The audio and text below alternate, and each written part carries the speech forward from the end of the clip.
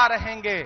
तारीख बताती है कि हर दौरे सितम में हम जिंदा थे, हम जिंदा हैं, हम जिंदा रहेंगे, क्योंकि हम कांग्रेस हैं। भारत की बुनियाद में शामिल, भारत के निर्माण में शामिल, भारत के सुनहरे अतीत में शामिल हम कांग्रेस हैं। इस देश की धरती में, इस देश के आकाश में, इस देश के भूगोल में, इस देश के इतिहास में हम शामिल हैं, क्योंकि हम कांग्रेस हैं। इन दिनों मुल्क का हाकिम हमसे कहता है कि अपने होने की गवाही दो। उसे कोई बताए कि इलाहाबाद की नैनी जेल में, उसकी काल कोठरी में हमारे नेता जवाहरलाल नेहरू के देखे गए ख्वाब हमारे होने की गवाही हैं। उसे कोई बताए कि रांची की जेल में लिखी गई मौलाना आजाद की तहरीरें हमारी गवाही हैं। उसे कोई बताए कि एक धोती और एक लाठी में पूरी दुनिया में फैली अंग्रेज हुकूमत को घुटनों के बल लाने वाला, राजघाट की समाधि में सोया हुआ सदी का सबसे बड़ा फकीर महात्मा गांधी हमारी गवाही है। उसे कोई बताए कि इस मुल्क की मिट्टी में मिला हुआ इंदिरा गांधी का लहू का एक एक कतरा हमारी गवाही है। उसे कोई बताए कि इस देश के खून में, इस देश की रगों में शामिल राजीव गांधी का खून हमारी गवाही है। उसे कोई बताए कि सादगी और बलिदान की प्रतीक सोनिया गांधी हमारी गवाही हैं। उसे कोई बताए कि गुलबर्गा की गलियों से निकलकर 24 अकबर रोड का सफर तय करने वाले मल्लिकार्जुन खड़गे हमारी गवाही हैं। उसे कोई बताए कि हमारी गवाही है अपने पैर के छालों की परवाह किए बगैर कन्याकुमारी से कश्मीर तक 4000 किलोमीटर भारत की सड़कों की खाक छानने वाला वो शख्स जिसे दुनिया राहुल गांधी के नाम से जानती है। उसे कोई बताए कि सामने मौजूद लाखों का हुजूम हमारी गवाही है। उसे कोई बताए कि मंच पे मौजूद हजारों नेता हमारी गवाही हैं।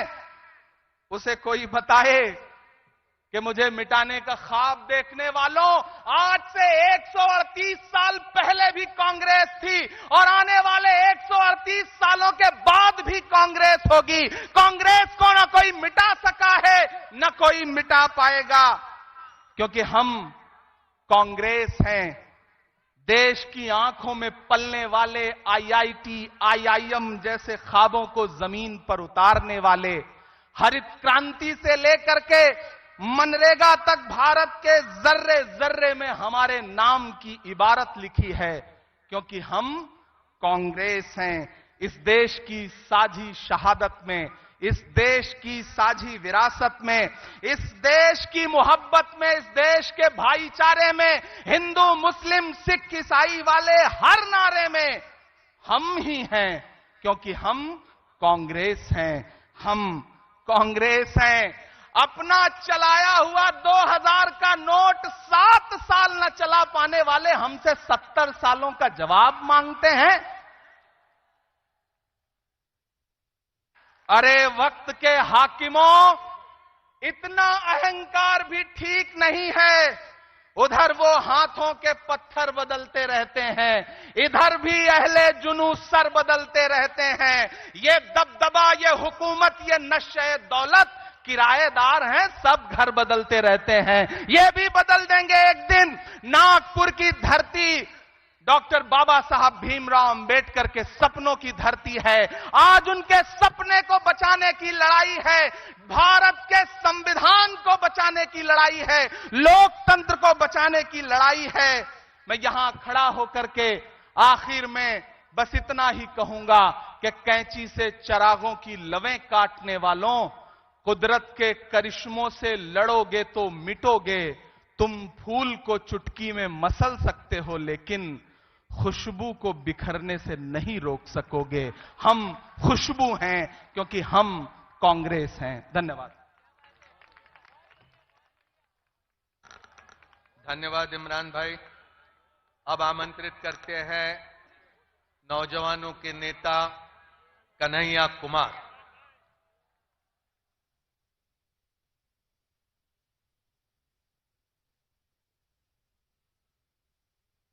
मेरी आवाज जहां तक पहुंच रही है, मैं सबसे पहले महाराष्ट्र की इस महान भूमि को डॉक्टर बाबा साहब भीमराव अंबेडकर, छत्रपति शिवाजी महाराज, साहूजी महाराज, अन्ना भाऊ साठे, गाडगे महाराज, संत तुकाराम, आंदोलनों और क्रांतियों की भूमि सावित्रीबाई फूले की इस भूमि को नमन करता हूं, आपको प्रणाम करता हूं।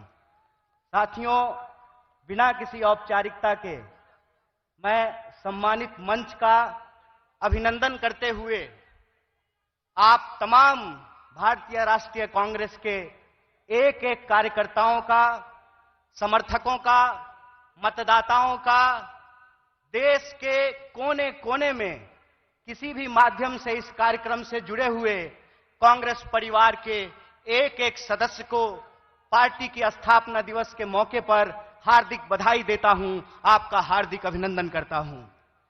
दोस्तों, ये हम सब के लिए बड़े गर्व की बात है कि देश की सबसे पहली और सबसे पुरानी राजनीतिक दल, जो एक राजनीतिक दल नहीं है, जिसने आज के भारत का नींव रखा है, उस पार्टी का हम स्थापना दिवस मना रहे हैं। यह हमारे लिए गर्व की बात है। जब हम अपने पार्टी की स्थापना दिवस मना रहे हैं तो हमको कुछ बात अपने दिमाग में, अपने जहन में उतारने की जरूरत है। सबसे पहली बात यह है कि जब हम नागपुर में यहां मना रहे हैं तो जो लोग नागपुर को संघ भूमि बनाना चाहते हैं, उनको हम चुनौती देना चाहते हैं, जब तक कांग्रेस पार्टी जिंदा रहेगी, जब तक इस देश में एक भी कांग्रेसी कार्यकर्ता जिंदा रहेगा, अपने रक्त के आखिरी कतरे तक नागपुर को संघ भूमि नहीं, दीक्षा भूमि बना करके रखेगा। इस बात को याद रखिएगा। इस बात को याद रखिएगा कि जिस देश में हत्यारों का गाना गाया जा रहा है, उस देश में महात्मा गांधी पैदा हुए हैं। और महात्मा गांधी ने जिस पार्टी को बनाया है, जब तक वो पार्टी जिंदा रहेगी, तब तक आप इंसान को इंसान से नहीं लड़ा सकते हैं। हम बोलते रहेंगे, रघुपति राघव राजा राम, पतित पावन सीताराम, ईश्वर अल्लाह तेरो नाम, सबको सन्मति दे भगवान। हम यह तराना गाता रहेंगे, इस बात को याद रखिएगा। और जब आज हम पूरे देश को यह संदेश देना चाहते हैं भारतीय राष्ट्रीय कांग्रेस की तरफ से कि हैं तैयार हम, तो किस बात के लिए तैयार हैं हम तैयार हैं इस देश के संविधान की रक्षा करने के लिए। आप तैयार हैं कि नहीं हैं? इतनी जोर से आवाज लगाइए कि यह आवाज नागपुर से दिल्ली तक पहुंचनी चाहिए। आप तैयार हैं कि नहीं हैं? हम तैयार हैं इस देश की जमहूरियत को बचाए रखने के लिए। हम तैयार हैं इस देश में कमरतोड़ महंगाई को समाप्त करने के लिए। हम तैयार हैं इस देश के नौजवानों को रोजगार मुहैया कराने के लिए। हम तैयार हैं महिलाओं के ऊपर होने वाले अत्याचार को समाप्त करने के लिए। हम तैयार हैं आजाद देश में आजादी की रक्षा के लिए। हम तैयार हैं, यह हमारा संकल्प है। और जब हम इस संकल्प को दोहरा रहे हैं तो एक चुनौती भी हम लोगों को समझना पड़ेगा भाइयों। चुनौती यह है कि आप में से बहुत सारे लोगों को एक अनुभव हुआ होगा कि जब आप किसी पॉकेटमार को ट्रेन में पॉकेटमारी करते हुए पकड़ लेंगे तो पॉकेटमार इतना चालाक होता है कि वही जोर से चोर चोर चिल्लाना शुरू कर देता है। बोलिए, होता है कि नहीं होता है? आज हमारे साथ इस देश की सबसे पुरानी पार्टी, इस देश को आजादी दिलाने वाली पार्टी, महात्मा गांधी की पार्टी, पंडित जवाहरलाल नेहरू, सुभाष चंद्र बोस, मौलाना अबुल कलाम आजाद, सरदार वल्लभ भाई पटेल, एनी बेसेंट, सरोजिनी नायडू की पार्टी के साथ भी यही हो रहा है कि हमने चोर को चोरी करते हुए फिर से पकड़ लिया है। हमने इनको अंग्रेजों के साथ चाय पर चर्चा करते हुए देखा था, तो जो चाय बेचने की बात करते थे, हमने उनको देश बेचते हुए रंगे हाथ पकड़ लिया है। और जब हमने उनको देश को रंगे हाथ बेचते हुए पकड़ लिया है, तो पॉकेटमार को जब पकड़ लीजिएगा तो वो चोर चोर चिल्लाने लगेगा। वो कहते हैं कि कांग्रेस इस देश में भ्रष्टाचार लेकर के आई। एक सवाल हम पूछना चाहते हैं आज आप कांग्रेस के नेताओं के घर पे ईडी भेजते हैं। परसों जया शाह के पिताजी से वही कांग्रेस का नेता अगर फोन पे सेटिंग कर ले तो वो ईडी जो है अपना रास्ता कैसे भूल जाती है, वो पता कैसे भूल जाती है। इसका मतलब यह है कि जो पार्टी देश की पार्टी है, उस पार्टी को देश के आम लोगों के नजर में बदनाम किया गया है। और देश के आम लोगों के नजर में इसलिए बदनाम किया गया है कि अगर आप कांग्रेस के प्रति अपनी भावना छोड़ देंगे तो देश में कोई आपकी बात करने वाला नहीं रहेगा। इस बात को याद रखिएगा।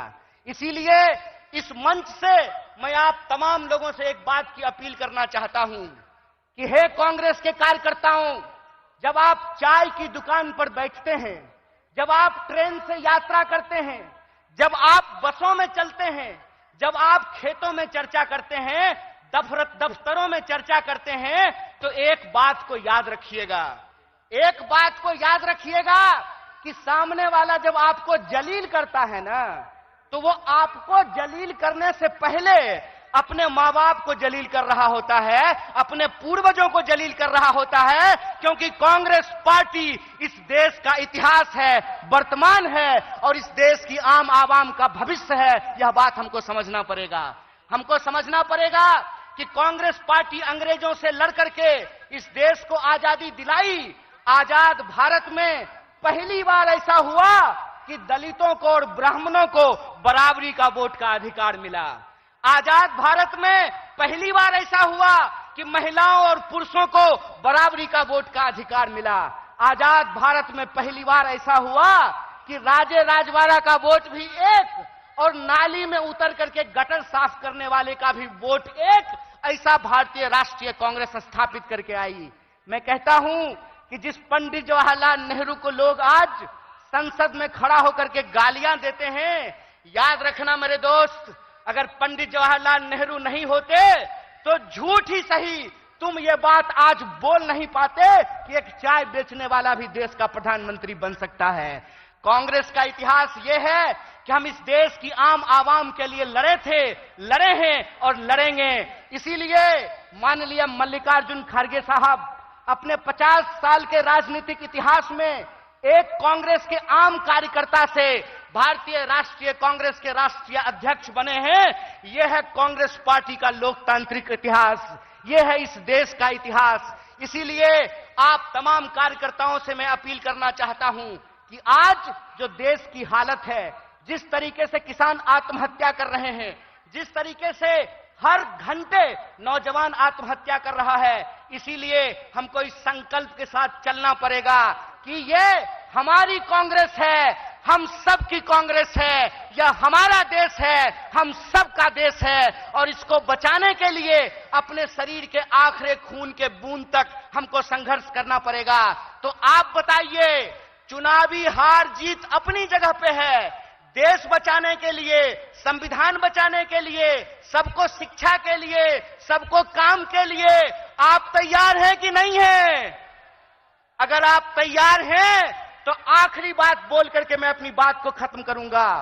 हमारी रगों में उन पूर्वजों का खून बहता है जिन्होंने इस देश को अंग्रेजों की 200 साल की गुलामी से आजादी दिलाई थी। जब हमारे पुरखे अंग्रेजों की टैंक से नहीं डरे, जब हमारे पुरखे बलिदानियों का इतिहास बनाया, जब हमारे पुरखे फांसी के फंदे को हंसते हंसते चूम लिया, तो तुम एक बात जान लो भाई, तुम्हारा जो फ्रंटल ऑर्गेनाइजेशन है ना, ईडी और सीबीआई, उससे हम घड़ी घंट नहीं डरने वाले हैं। आप लोग डरने वाले हैं क्या? तो इस देश की बचाने की लड़ाई में सबको शिक्षा के लिए, सबको काम के लिए और इस देश के हर आवाम को बराबर के आत्मसम्मान के लिए आप संघर्ष करेंगे कि नहीं करेंगे? अगर हम पूरी तरह से संघर्ष करेंगे तो आखिरी अपील के साथ, आखिरी बात के साथ अपनी बात खत्म करता हूं कि कहते हैं कि कैसे आकाश में सुराख नहीं हो सकता, एक पत्थर तो तबीयत से उछालो यारो। अगर कांग्रेस का एक एक कार्यकर्ता आज भी गांधी को अपने दिलों में बसा करके सड़कों पे निकल जाए तो इनको हम सिर्फ हराएंगे नहीं, बल्कि एक नए भारत का, भारत के सपने का निर्माण करेंगे। इन्हीं शब्दों के साथ एक बार पुनः अपने पूरे नेतृत्व को धन्यवाद अदा करते हुए और हमारे नेता मुकुल जी को धन्यवाद अदा करते हुए आप सबका धन्यवाद अदा करते हुए अपनी बात को खत्म करूंगा। शुक्रिया। इनकलाब जिंदाबाद। जय हिंद, जय भारत, जय कांग्रेस। कन्हैया कुमार जी, आपको बहुत बहुत धन्यवाद। आपके ओजस्वी विचारों के लिए, जिस शैली से आपने अपने विचार रखे, आपको बहुत बहुत धन्यवाद। माननीय कांग्रेस अध्यक्ष मल्लिकार्जुन खड़गे जी यहां प्रांगण में हमारे बीच पहुंच चुके हैं और हमारे नेता, हमारी शान, हमारा अभिमान राहुल गांधी जी भी प्रांगण में पहुंच चुके हैं। थोड़ी ही देर बाद खड़गे जी ध्वजारोहण करेंगे, फिर खड़गे जी, राहुल गांधी जी मंच पर आएंगे। उससे पहले अब हम आमंत्रित करते हैं हिमाचल प्रदेश के माननीय मुख्यमंत्री सुखविंदर सिंह सुक्खू जी से, वे आए और अपने विचार रखें। मंच पर सम्मानित सभी वरिष्ठ सदस्यगण, एआईसीसी के सदस्य, सीडब्ल्यूसी के सदस्य और नागपुर की धरती पर आए कांग्रेस जन।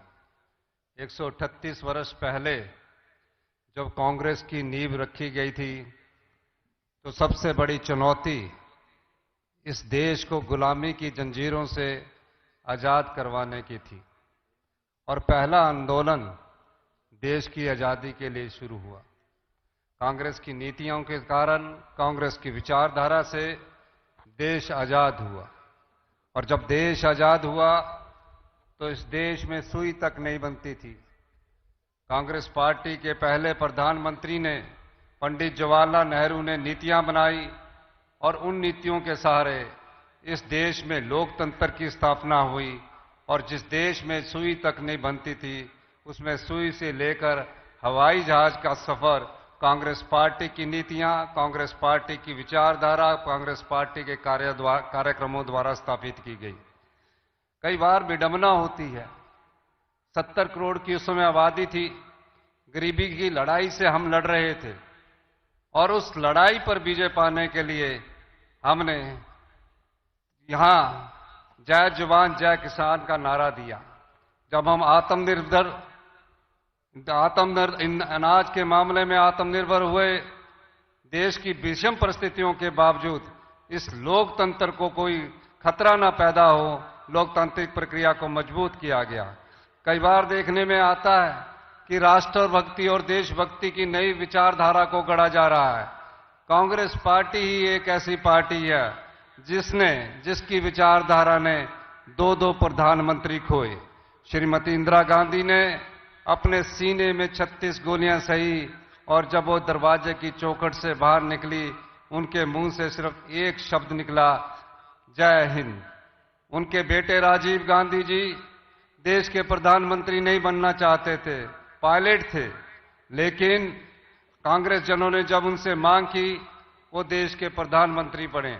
ये पता भी नहीं था कि 5 साल बाद देश के आतंकवाद का वो निशाना बनेंगे, कभी कल्पना भी नहीं की थी। और जब उन्हें बम से उड़ा दिया गया तो उनकी टांग कहां गिरी, बाजू कहां गिरा। एक ही परिवार के 2 सदस्यों ने इस देश की एकता और अखंडता के लिए अपने प्राणों का बलिदान दिया। ऐसा उदाहरण विश्व में कहीं और नहीं मिलता। अगर कांग्रेस पार्टी के इतिहास को परखा जाए तो कांग्रेस पार्टी का इतिहास बलिदानों से भरा पड़ा है, त्याग से भरा पड़ा है। भारतीय जनता पार्टी का एक भी नेता बता दीजिए जिसने इस देश की एकता और अखंडता के लिए अपने प्राणों का बलिदान दिया गया। लेकिन आजकल नई प्रकार की परिभाषा को गढ़ा जा रहा है, राष्ट्रभक्ति की नई परिभाषा को भरा जा रहा है, देशभक्ति की नई परिभाषा को गढ़ा जा रहा है। ये वो कांग्रेस पार्टी है।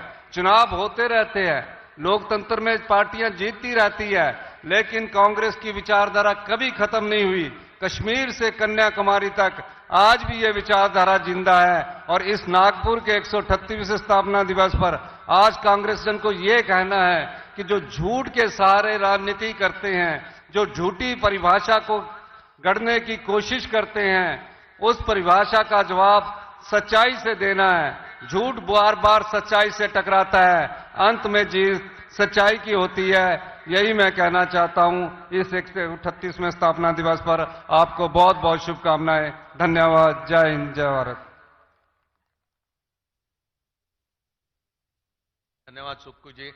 अब आमंत्रित करते हैं हाल ही में हुए तेलंगाना के चुनाव के जरिए जिन्होंने तेलंगाना में प्रदेश कांग्रेस कमेटी का नेतृत्व किया और आज वहां पर मुख्यमंत्री की हैसियत से प्रदेश को तरक्की के रास्ते पर ले जा रहे वे हमारे तेलंगाना के मुख्यमंत्री माननीय रेवंत रेड्डी जी वे आए और अपने विचार रखें।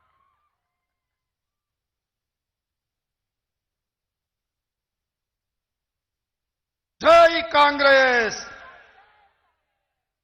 अरे आवाज लाल किले तक पहुंचना। जय कांग्रेस। धन्यवाद मित्रों। आज इस मंच पे एआईसीसी अध्यक्ष श्री मल्लिकार्जुन खड़गे जी, अपने सबके भाई, अपने सबके प्यारा नेता श्री राहुल गांधी जी और सीडब्ल्यूसी मेंबर्स, पीसीसी अध्यक्ष, हर प्रदेश से आए हुए जाने माने नेता और प्राण समान कार्यकर्ता को तेलंगाना की ओर से धन्यवाद कहना चाहता हूं। आज इस नागपुर में जो जलसा हो रहा है, ये जलसा आगे आने वाले चुनाव में लाल किले पे तिरंगा झंडा लहराने के लिए सब लोग यहां मौजूद है। मुझे उम्मीद करता हूं राहुल जी कन्याकुमारी से लेकर कश्मीर तक 150 दिन 4000 किलोमीटर पादयात्रा किए। पहले कदम कर्नाटक में कांग्रेस पार्टी के जीत हुई, दूसरी कदम तेलंगाना में कांग्रेस पार्टी के जीत हुए। ये हैदराबाद कर्नाटक, हैदराबाद तेलंगाना में हासिल किए। अभी हैदराबाद महाराष्ट्र बच गए। तीसरी कदम महाराष्ट्र में कांग्रेस पार्टी का सरकार बनाने वाले हैं। क्योंकि आप सब लोगों को देखने के बाद मुझे उम्मीद आए महाराष्ट्र में कांग्रेस पार्टी सरकार बनाने वाले हैं। क्योंकि कर्नाटक से राहुल जी का पादयात्रा तेलंगाना में आया, तेलंगाना में भी सरकार बने। तेलंगाना से राहुल जी का पादयात्रा आए महाराष्ट्र में। इस बार महाराष्ट्र में भी कांग्रेस पार्टी सरकार बनाने वाले हैं। और राहुल जी का पदयात्रा जो भारत जोड़ो में 2 प्रदेश में सरकार बनाए। अभी राहुल जी भारत न्याय यात्रा मणिपुर से लेकर महाराष्ट्र तक अभी शुरू करने वाले हैं। इसीलिए मणिपुर से लेकर महाराष्ट्र तक राहुल जी का पदयात्रा हिंदुस्तान में कांग्रेस पार्टी को फिर सरकार में ले आके लाल किले पे तिरंगा झंडा लहराने वाले हैं। और भाई हमेशा भारतीय जनता पार्टी वाले ये बात कहते रहता है, हमारा नरेंद्र मोदी जी का 56 इंच छाती है। मैं एक बात पूछना चाहता हूं नरेंद्र मोदी जी से, 56 इंच छाती नरेंद्र मोदी जी जहां पर लोकसभा में बैठता है, एक आम आदमी लोकसभा में घुसकर लोकसभा में कूद कर लोकसभा और नरेंद्र मोदी का कुछ है नहीं है, हम कूद सकता है बोल के एक दिखाए।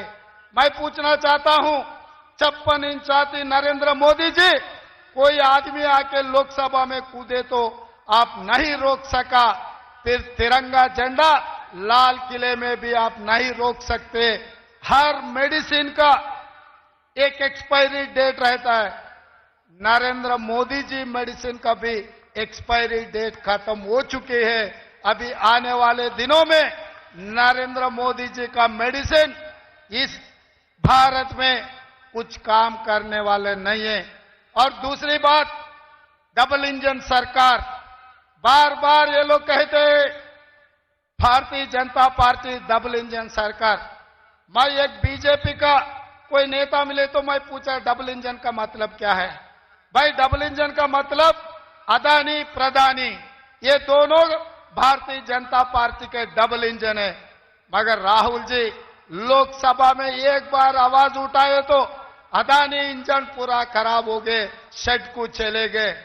इस बार दोबारा भारत जोड़ो यात्रा में प्रधानी के बारे में मणिपुर से लेकर महाराष्ट्र तक राहुल जी जो आवाज उठाएंगे और प्रधानी का भी इंजन खराब होने वाले हैं, कांग्रेस पार्टी के सरकार बनाने वाले हैं। इसीलिए प्रिय मित्रों, जितने भी बड़े बड़े नेता, जितने भी प्यारा कांग्रेस के कार्यकर्ताओं से मेरा एक ही गुजारिश है, आने वाले 100 दिन अपने लिए बहुत कीमती है। ये 100 दिन घर में बोल दो, मां को बोल दो, बहन को बोल दो, परिवार में बोल दो, हम परिवार से छुट्टी ले रहे, देश के लिए काम करने के लिए, कांग्रेस के साथ जोड़ने के लिए 100 दिन हम लोग देश के लिए देने वाले हैं और कांग्रेस पार्टी को जिताने के लिए 100 दिन हम कांग्रेस पार्टी को दे रहा है। ये बात परिवार से कह दो। कहने के लिए आप लोग सब लोग तैयार हैं? तैयार है तो वाले सब लोग हाथ उठाने के लिए मैं कहता हूं।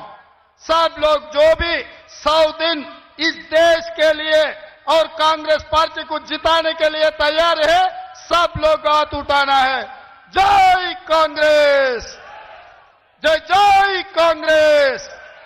धन्यवाद मित्रों।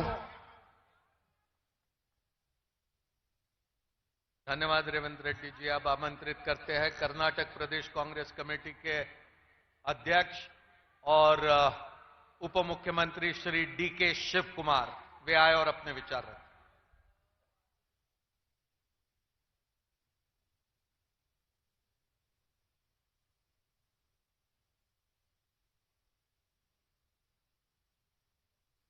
नमस्कार। बोलो भारत माता की, कांग्रेस पार्टी की, मल्लिकार्जुन खड़गे की, राहुल गांधी की, सोनिया गांधी की। Sorry, I don't know Hindi. You have to excuse me. All the leaders who are on the dais, my colleagues, all the party leaders who have come from different part of the country, my media friends, ladies and gentlemen. It is a great honor to be on this forum, on this historic event. We all are celebrating 138th year of our Congress party. Congress party history is country history. Congress strength is country history.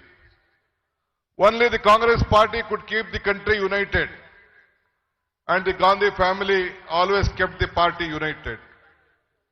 Today, Mr. Mallikarjun Kharge ji, who was a block president of Gulbarga, is the president of the AICC.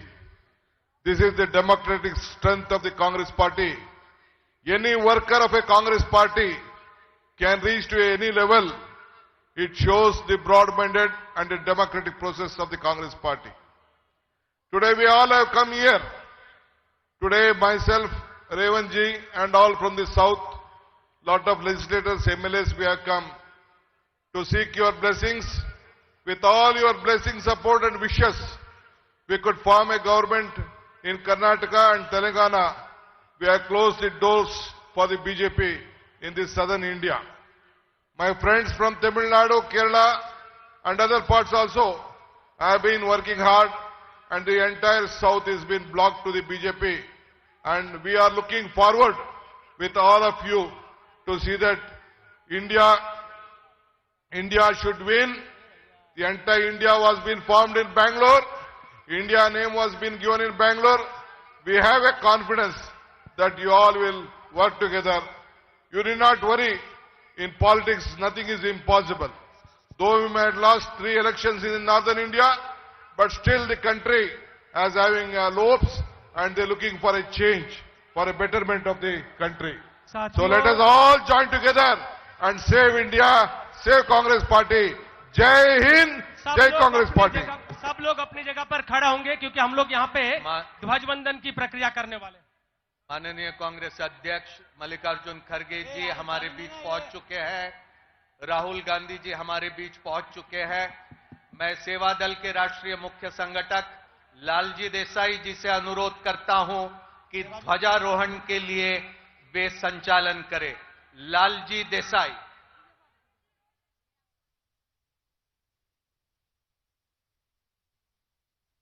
सभी लोग अपनी जगह पर खड़े होकर एक साथ सभा का सावधान हेलो वंदे मातरम शुरू करेंगे।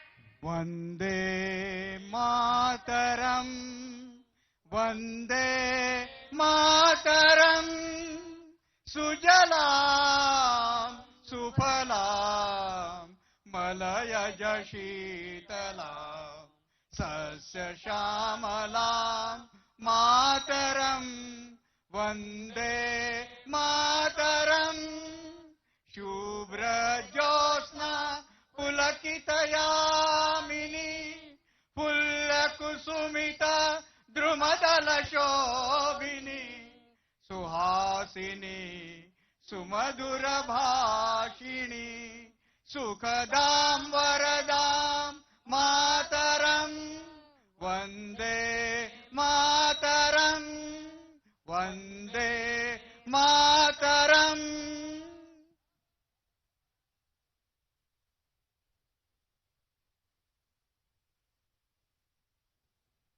सलामियां दो।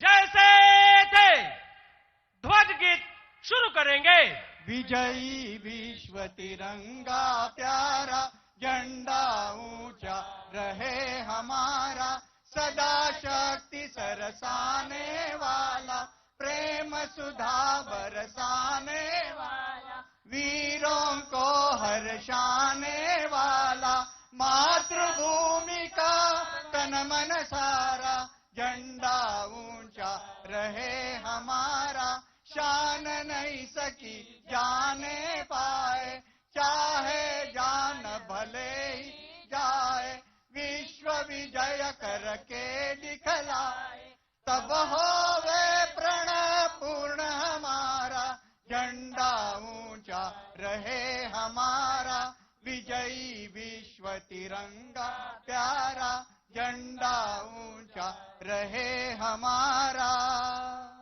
विश्राम। सभी सावधान।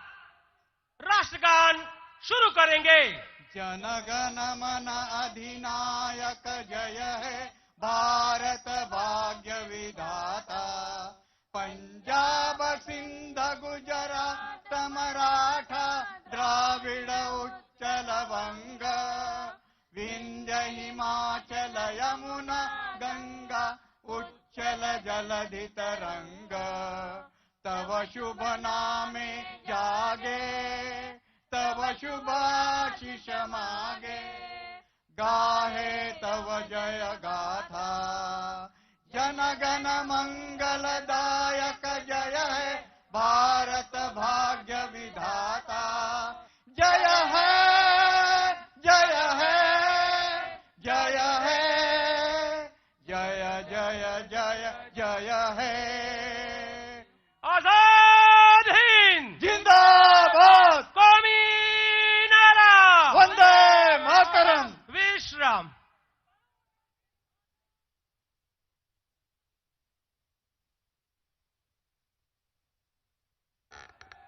अपनी जगह पे बैठ जाइएगा।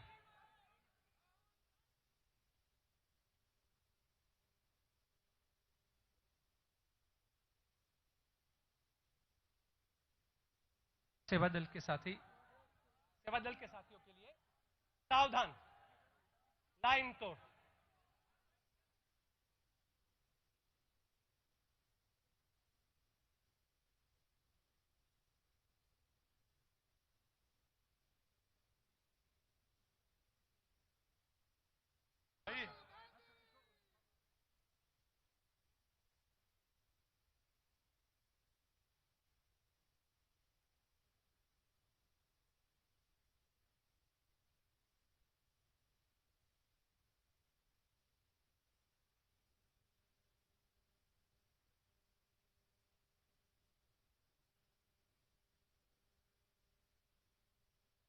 काँग्रेस अध्यक्ष मल्लिकार्जुन खरगे साहेब आणि आपले नेते राहुल गांधीजी आता मंचकावरती येत आहे.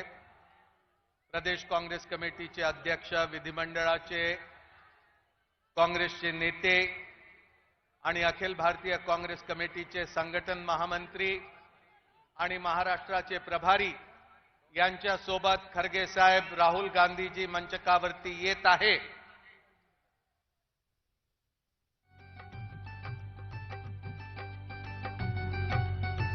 आपल्या सर्वांना विनंती आहे की टाळ्याच्या जबरदस्त गजरामध्ये खरगेजी आणि राहुल गांधीजींचं इथे स्वागत करावं. झूठ मूठ की बात बताकर देश में ये छा गए और अपने वतन की लाज बचाने कांग्रेस वाले आ गए. अपने वतन की लाज बचाने कांग्रेस वाले आ गए. झूठ मूठ की बात बताकर कांग्रेस अध्यक्ष मल्लिकार्जुन खरगे जी राहुल गांधी जी का यहां पर नागपुर के इस महारैली में स्वागत करते हुए हमें दिल की गहराइयों से खुशी होती है. ये तिरंगा जो बड़े शान से यहां पर लहरा रहा है, ये कांग्रेस का तिरंगा, ये वही है जहां पर स्वाधीनता के आंदोलन में कांग्रेस के कार्यकर्ता, कांग्रेस के नेताओं ने लाठी गोलियां खाकर इस तिरंगे को बड़े शान से लहराने का काम किया. आज हमारे स्थापना दिवस पर खरगे जी ने इसका यहां पर ध्वजारोहण किया है. ये घड़ी नागपुर के लिए एक बहुत ऐतिहासिक इस तरह की घड़ी है. मैं अभी आग्रह करता हूं महाराष्ट्र प्रदेश कांग्रेस कमेटी के अध्यक्ष नाना पटोले जी, वे आए और यहां पर स्वागत पर भाषण दे. नाना पटोले.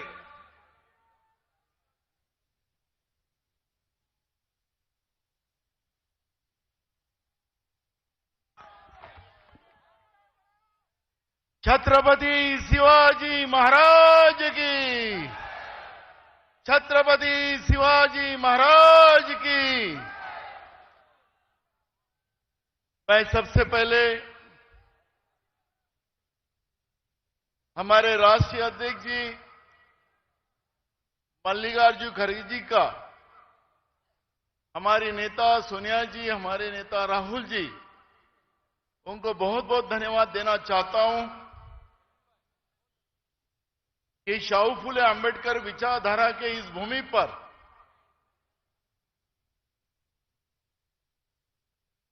कांग्रेस का स्थापना दिन मनाने का जो निर्णय उन्होंने किया, उस निर्णय का मैं स्वागत करता हूं, क्योंकि कांग्रेस की विचारधारा ही शाहू फुले अंबेडकर विचारधारा की है, छत्रपति शिवाजी महाराज की विचारधारा है. और इस महाराष्ट्र के नागपुर के भूमि में जो हमारे 138 साल के पहले अंग्रेजों के तानाशाह विचारधाराओं के समाप्त करने के लिए कांग्रेस की स्थापना की गई थी. और ऐसे ही एक तानाशाह प्रवृत्ति आज लोकतंत्र में जो पैदा हुई है, उसका भी खात्मा करने का विचार इसी भूमि से, देश के मध्यवर्ती भाग से पूरे देश में जाने का संदेश ये भूमि से होने वाला है.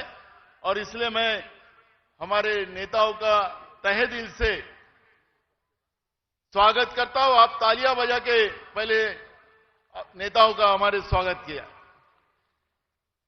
मैं यहां पर उपस्थित हुए हमारे सभी माननीय मुख्यमंत्री महोदय, सीडब्ल्यूसी के सभी हमारे नेतागण, हर राज्यों से आए हुए पीसीसी अध्यक्ष, सीएलपी नेता, विधायक, सांसद, मैं सबका तहे दिल से इस महाराष्ट्र के पवित्र भूमि पर जिस भूमि में डॉक्टर बाबा साहब अंबेडकर ने इतिहास रचा, बाबा साहब अंबेडकर की कर्मभूमि रही, धम्म चक्र परिवर्तन का आगाज इसी भूमि से किया।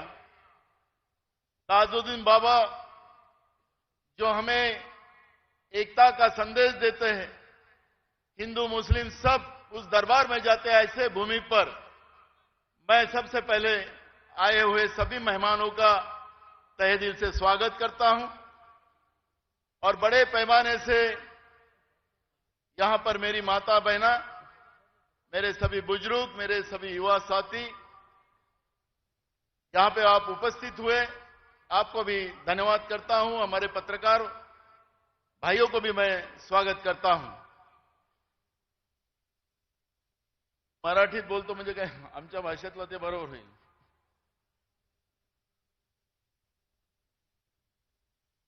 आपल्याला सगळ्यांना माहिती असेल की 1920 मध्ये महात्मा गांधीजींनी त्यावेळच्या तानाशाह इंग्रज सरकारच्या विरोधात याच भूमीतून असहकार आंदोलनाची सुरुवात केली, त्याचा ठराव पारित केला आणि एका तानाशाह प्रवृत्तीला एक चॅलेंज याच भूमीमधून झालं आणि संपूर्ण देशामध्ये महात्मा गांधींच्या नेतृत्वामध्ये इंग्रजाची तानाशाह प्रवृत्तीला संपवण्याचा आगाज या जमिनीतून झाला। त्याचा परिणाम 150 वर्ष या देशावर ज्या इंग्रजांनी आपली हुकुमशाही दाखवली, तानाशाही दाखवली, त्यांना याच भूमीतून महात्मा गांधींनी त्या काळामध्ये चले जावचा जी भूमिका होती तिची प्रारूप याच भूमीतून तयार झालं आणि इंग्रजाला या देशातून सोडून जावं लागलं। आपल्या लक्षात असेल की आमच्या नेत्या सोनियाजी गांधी यांनाही सुद्धा याच भूमीमधून त्यांना काँग्रेस पक्षाचे राष्ट्रीय अध्यक्ष बनवण्याचाही सुद्धा ठराव याच नागपूरच्या भूमीमध्ये झाला। इंदिराजी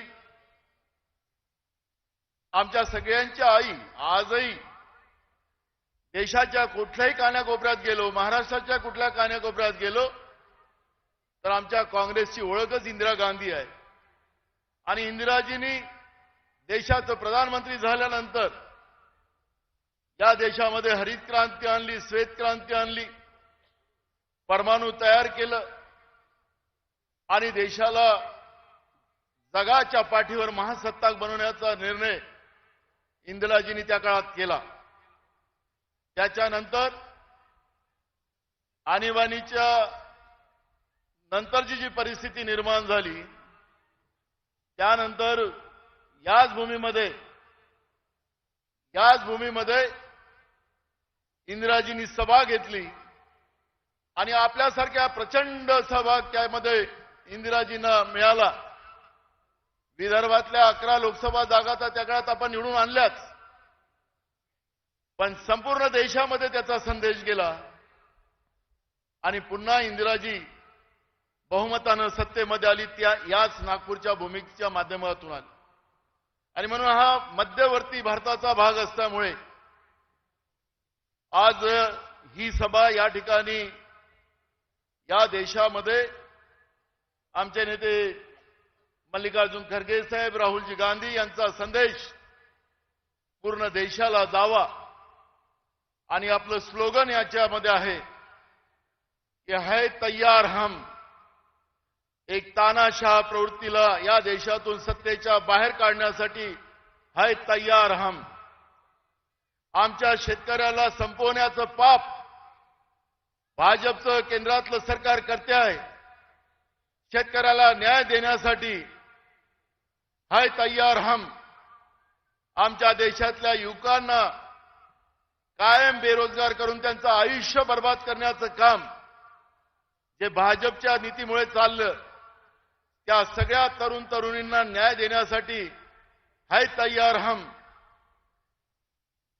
कामगारांना संपवण्याचं पाप केंद्रातल्या भाजपच्या आणि भाजपप्रणित राज्यामध्ये सुरू झालं।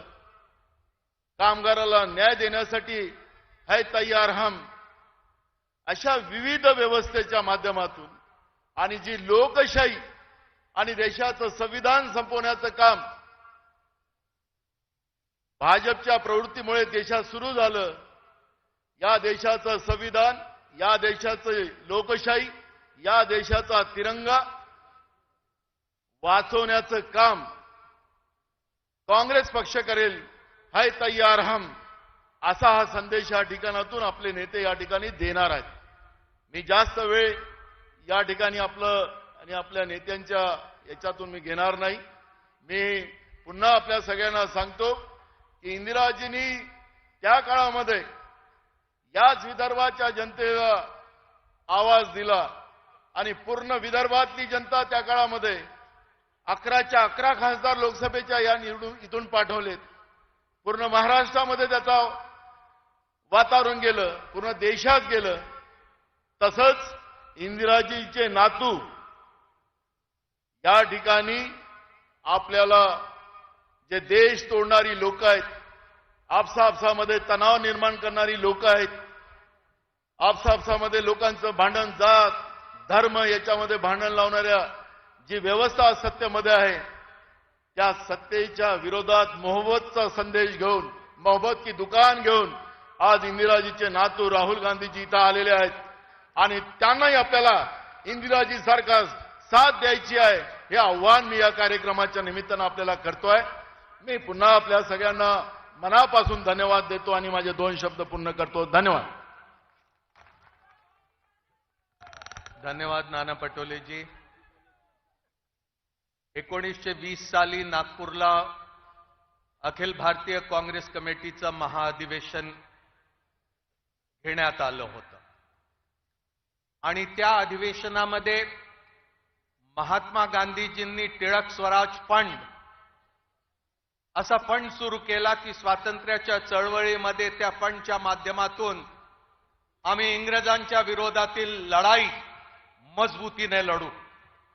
त्याच टिळक स्वराज फंडच्या धर्तीवरती 10 दिवस अगोदर नव्याने एक फंड सर्वसामान्य लोकांकडून गोळा करण्याच्या दृष्टिकोनातून अखिल भारतीय काँग्रेस कमिटीने सुरू केलं आणि या फंडमध्ये देणगी देणारे 10 दिवसामध्ये जवळपास 2 लाख लोकांनी देशभरातून देणगी दिली.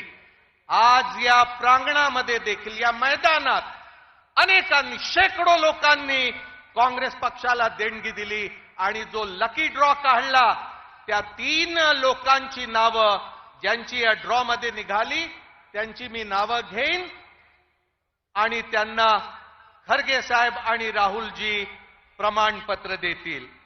मी आता पहिल्या त्या व्यक्तीला बोलवतो ज्यांनी देणगी दिली, पूजा देशमुख. या नागपूरच्या अयोध्या नगरीतून आहे. मी खरगे साहेबांना विनंती करतो की त्यांना देणगीचं प्रमाणपत्र त्यांना द्यावं.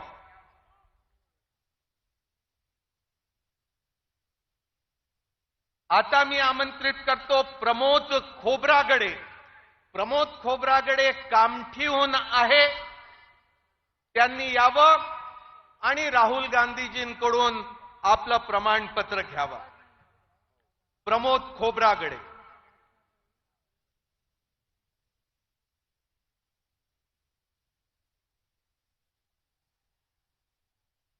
आता मी आमंत्रित करतो रेखा बाराहते.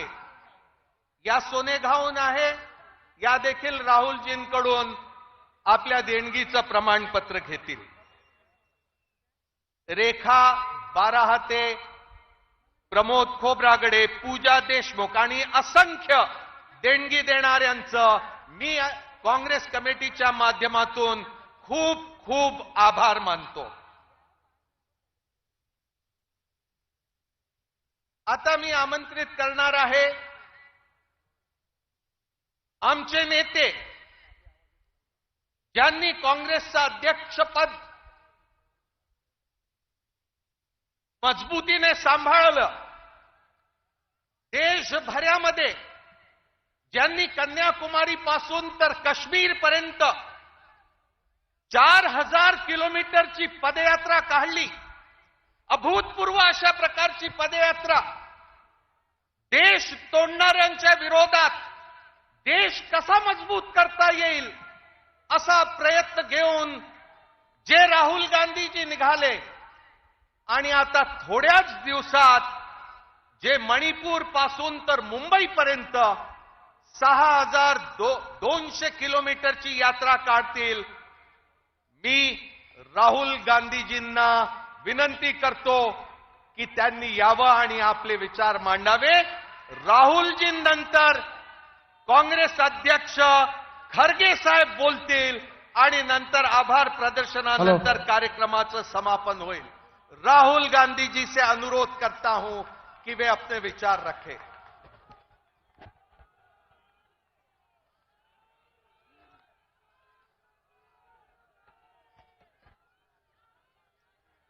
मल्लिकार्जुन खड़गे जी, केसी वेणुगोपाल जी, रमेश चेन्निथाला जी, नाना पटोले जी, थोराट जी, विजय वडेट्टीवार जी, रेवंत रेड्डी जी, सुखविंदर सुक्खू जी, सतेज बंटी पाटिल जी, स्टेज पे सीडब्ल्यूसी मेंबर्स,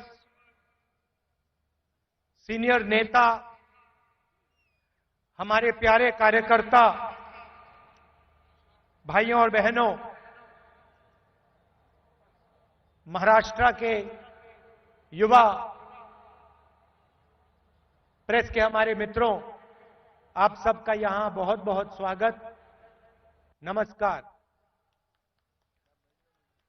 अंबेडकर जी की कर्मभूमि में आकर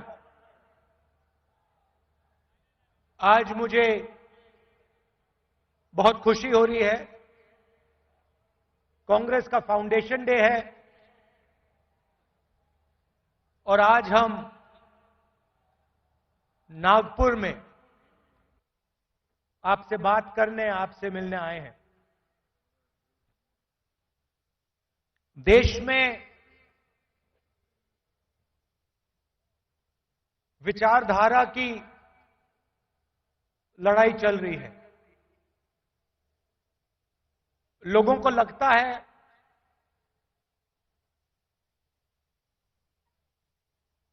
कि राजनीतिक लड़ाई है,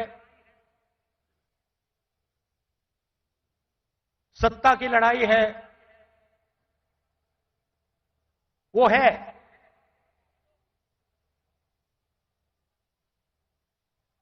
मगर इस लड़ाई की नींव जो है वो विचारधारा की है और दो विचारधाराओं की लड़ाई हो रही है. बहुत सारी पार्टियां हैं,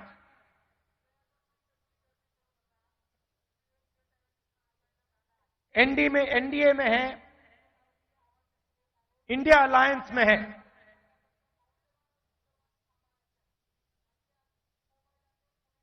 मगर लड़ाई दो विचारधाराओं के बीच में है.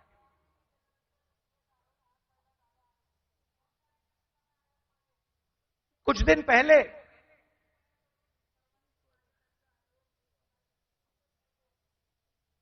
एक बीजेपी का एमपी मुझे लोकसभा में मिला. बहुत सारे बीजेपी के एमपी पहले कांग्रेस पार्टी में हुआ करते थे, ये भी कांग्रेस पार्टी में था.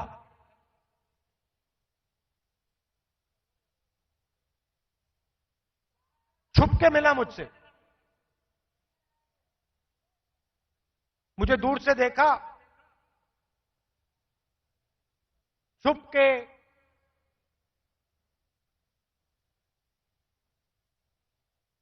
डर से कहता है, राहुल जी आपसे बात करनी है.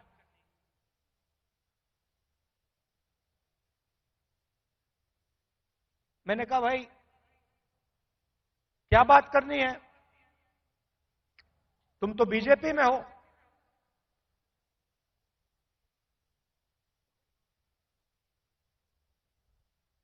और फिर उसके चेहरे पे थोड़ी सी टेंशन दिख रही थी।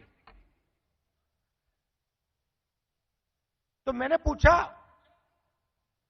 सब कुछ ठीक है क्या? मैंने सोचा शायद घर में कोई बीमार हो, कोई दुर्घटना हो गई हो। मैंने पूछा सब कुछ ठीक है? कहता है नहीं।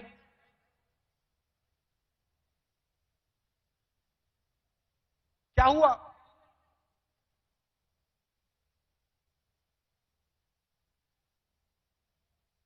राहुल जी,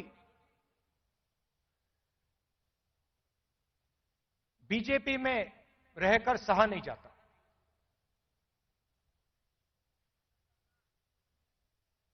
मैं हूं बीजेपी में,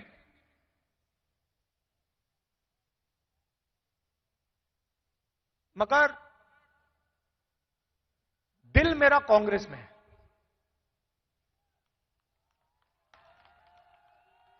तो मैंने कहा भाई दिल तेरा कांग्रेस में,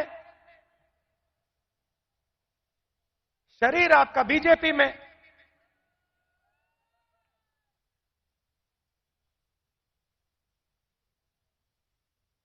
मतलब दिल शरीर को कांग्रेस में लाने से डर रहा है, यही हो सकता है।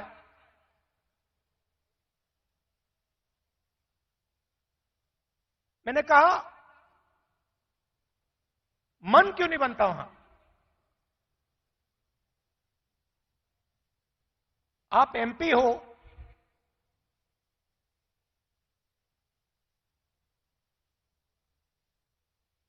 आप मुझे हिंट दे रहे हो, मन क्यों नहीं बनता?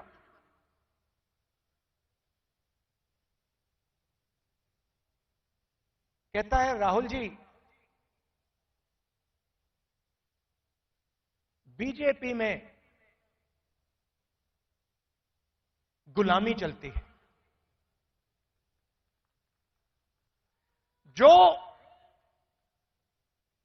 ऊपर कहा जाता है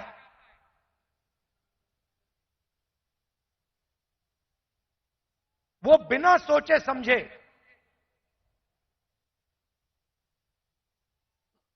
करना पड़ता है। हमारी कोई सुनता नहीं। ऊपर से ऑर्डर आता है, मतलब जैसे पहले राजा ऑर्डर देते थे,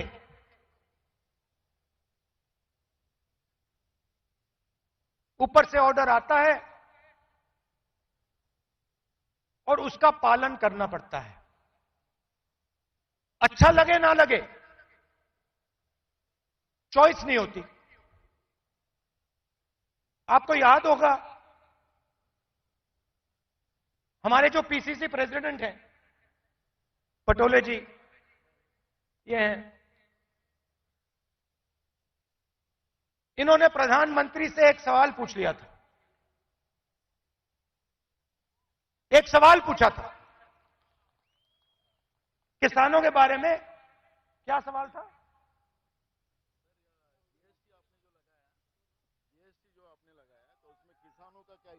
हाँ, तो सिर्फ एक सवाल पूछा। सवाल था जीएसटी जो आपने लगाया उसमें किसानों का क्या हिस्सा होगा। मोदी जी को सवाल अच्छा नहीं लगा, पटोले जी आउट हो गए।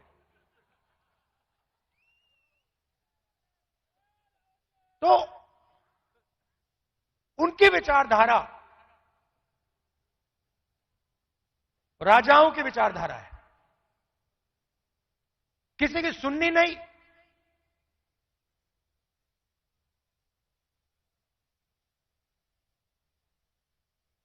ऑर्डर ऊपर से आएगा,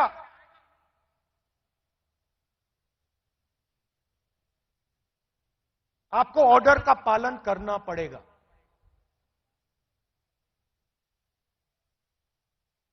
कांग्रेस पार्टी में आवाज नीचे से आती है। हमारा छोटा सा छोटा कार्यकर्ता हमारे किसी भी नेता को टोक सकता है। सही है ना? हमारे कार्यकर्ता मेरे सामने आते हैं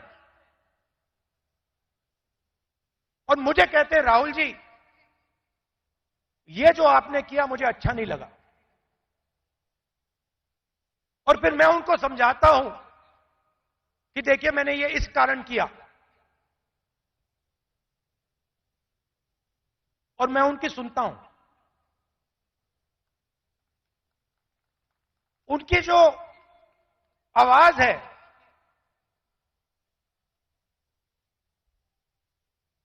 उसका आदर करता हूं, उसका रिस्पेक्ट करता हूं।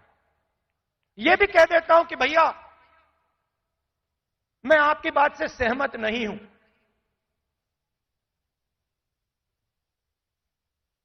मगर उसकी आवाज सुनता हूं।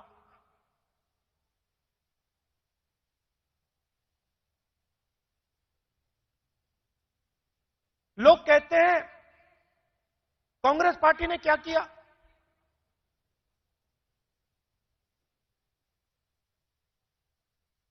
आजादी से पहले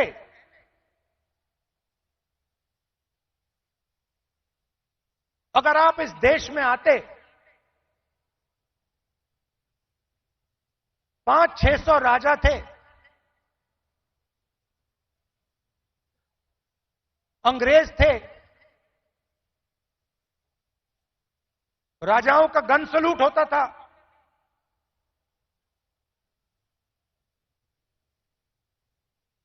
किसी को 19 तोपों का सलूट होता था, किसी को 21 तोपों का सलूट होता था, मगर हिंदुस्तान की जनता को इस देश में कोई अधिकार नहीं था। कोई अधिकार नहीं था।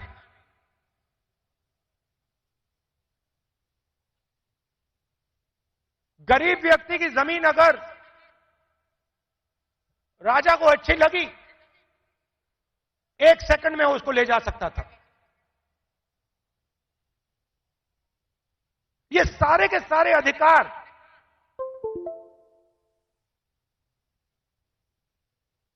जिनकी रक्षा कॉन्स्टिट्यूशन करता है,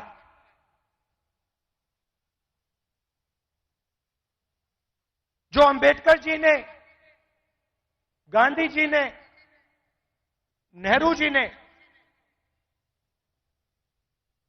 खून पसीना देके बनाया, ये कांग्रेस पार्टी ने दिया है। और आरएसएस के लोग, बीजेपी के लोग इसके खिलाफ थे। आज झंडे के सामने खड़े हो जाते हैं, सलूट मारते हैं। सालों के लिए इन्होंने तिरंगे को सलूट नहीं मारा था। तो सारे के सारे अधिकार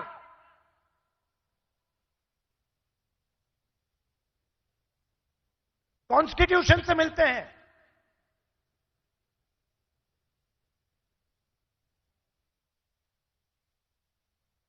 और राजा जो भी करना चाहता था करता था, उसके लिए कोई कानून नहीं थे। यह काम कांग्रेस पार्टी ने किया और यह हिंदुस्तान के इतिहास में, हजारों साल के इतिहास में पहली बार किया गया है। पहली बार एक हिंदुस्तानी को एक वोट दिया गया, चाहे वो दलित हो, आदिवासी हो, महिला हो, जनरल कास्ट का हो, तमिल हो, बंगाली हो, उत्तर प्रदेश का हो। हिंदुस्तान के हर नागरिक को कॉन्स्टिट्यूशन एक वोट देता है।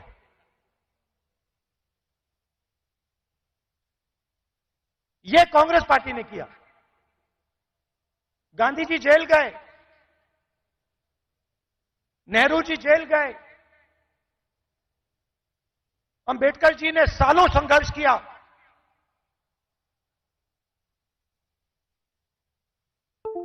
यह कांग्रेस पार्टी ने, अंबेडकर जी ने, सबने मिलकर दिया है। हमारी विचारधारा कहती है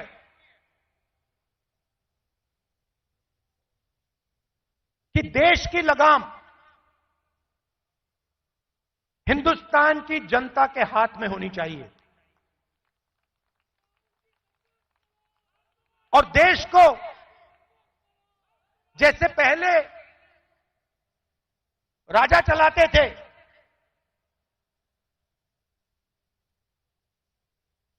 वैसे नहीं चलाया जाना चाहिए। हम जनशक्ति की बात करते हैं, लोक शक्ति की बात करते हैं। आप हमारे सारे के सारे कानून देखिए, आजादी की लड़ाई देश की जनता ने लड़ी थी, राजा महाराजाओं ने नहीं लड़ी थी। उनकी पार्टनरशिप थी अंग्रेजों के साथ। लोग भूल जाते हैं, लोग सोचते हैं कि आजादी की लड़ाई सिर्फ अंग्रेजों के खिलाफ थी। नहीं, अंग्रेजों की लड़ाई अंग्रेजों के खिलाफ थी और राजा महाराजाओं के भी खिलाफ थी। यह सच्चाई है। पार्टनरशिप थी राजाओं महाराजाओं की, अंग्रेजों की पार्टनरशिप थी। उसके खिलाफ कांग्रेस पार्टी लड़ी थी। किसके लिए लड़ी थी? गरीब जनता के लिए लड़ी थी। अगर आप यहां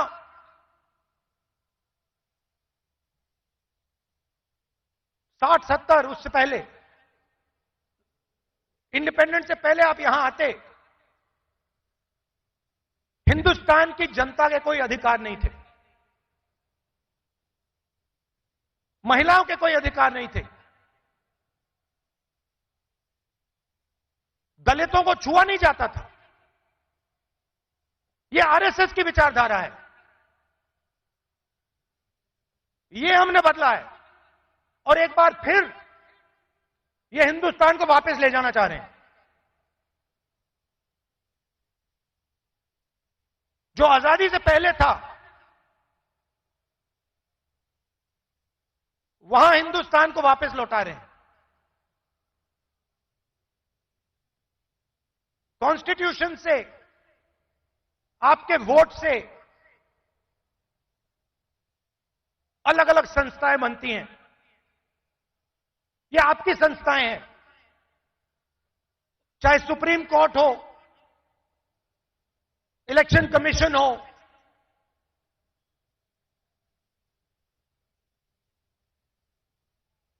ये आपकी संस्थाएं हैं। सारे के सारे इंस्टीट्यूशंस पर ये कब्जा कर रहे हैं। आप हिंदुस्तान की सारी यूनिवर्सिटी देख लीजिए, सारे के सारे वाइस चांसलर आज एक संगठन के हैं। उनको आता होता कुछ है नहीं, कुछ नहीं आता उनको। हिंदुस्तान के वाइस चांसलर आज मेरिट पे नहीं बनते हैं। हिंदुस्तान के वाइस चांसलर आज अगर एक संगठन में हैं तब बन सकते हैं। तो सारे के सारे जो इंस्टीट्यूशंस हैं जिससे आपकी आवाज की रक्षा होती है, जिससे आप देश को चलाते हो, इन सब का ये कब्जा कर रहे हैं। मीडिया को देख लीजिए, कहा जाता था कि मीडिया लोकतंत्र के रखवाले हैं। मैं आपसे पूछता हूं, क्या आपको लगता है कि आज हिंदुस्तान का मीडिया लोकतंत्र की रक्षा कर रहा है? सुन लीजिए,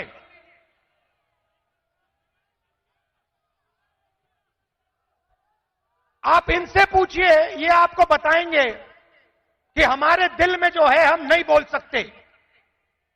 इनके दिल में क्या है? इनके दिल में वो है जो हिंदुस्तान की जनता के दिल में है, वो नहीं बोल सकते।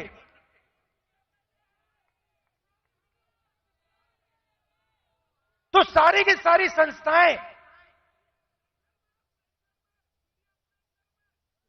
का कब्जा कर दिया मीडिया प्रेशर में। सीबीआई का प्रेशर है, ये देखो ईडी का प्रेशर है।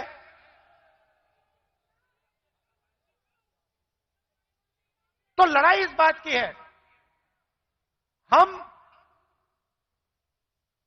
देश की जनता को देश की शक्ति देना चाहते हैं। देश की जनता को देश की शक्ति हम पकड़ाना चाहते हैं। लोग कहते हैं कि कांग्रेस पार्टी ने सफेद क्रांति की। हमने सफेद क्रांति में मदद की, मगर सफेद क्रांति को आनंद के महिलाओं ने शुरू की। सफेद क्रांति हिंदुस्तान की नारी शक्ति ने की। हरी क्रांति देश के किसानों ने की। किसानों की शक्ति ने हरी क्रांति की। आईटी रेवोल्यूशन देश के युवाओं ने किया। कांग्रेस पार्टी ने मदद की, कांग्रेस पार्टी ने विजन दिया, मगर आईटी रेवोल्यूशन हमारे युवाओं ने किया। अब मैं आपसे पूछना चाहता हूं कि पिछले 10 साल में नरेंद्र मोदी जी ने कितने लोगों को रोजगार दिया है? 40 साल से सबसे ज्यादा बेरोजगारी आज है। और हिंदुस्तान की युवाओं की जो शक्ति है, करोड़ों युवाओं की जो शक्ति है, वो जाया हो रही है। आजकल हिंदुस्तान का युवा जॉब नहीं करता है। आजकल हिंदुस्तान का युवा 7-8 घंटे मोबाइल फोन पे कभी इंस्टाग्राम देखेगा, कभी फेसबुक देखेगा। ये सच्चाई है हिंदुस्तान की, और उसकी शक्ति जाया हो रही है।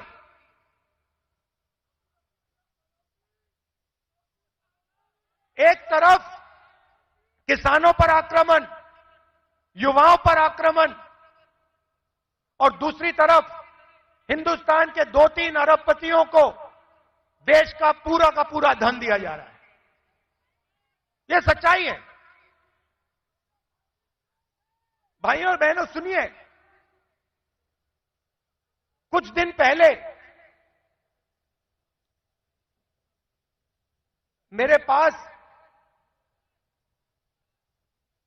कुछ युवा आए, मुझे कहते हैं राहुल जी, अग्निवीर योजना से पहले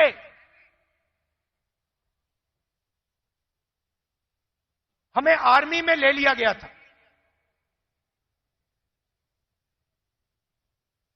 1,50,000 युवाओं को हिंदुस्तान की सेना ने और एयरफोर्स ने एक्सेप्ट कर लिया था। उन्होंने फिजिकल टेस्ट पास कर दिया और एक्सेप्टेंस उनको मिल गई। 1,50,000 युवा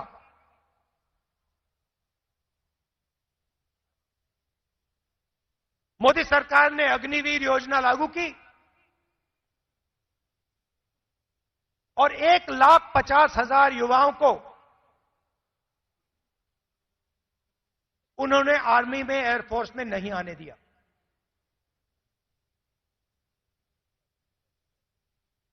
देश प्रेम की भावना थी, रो रहे थे, मेरे सामने रो रहे थे।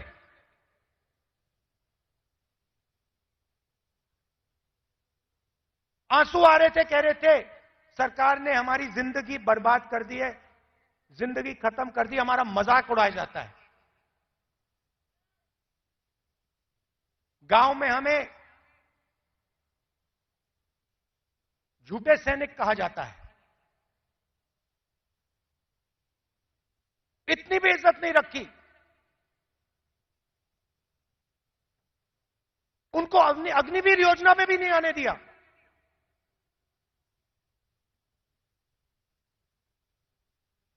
बाहर उठा के फेंक दिया। फिर कहते हैं हम देशभक्त हैं।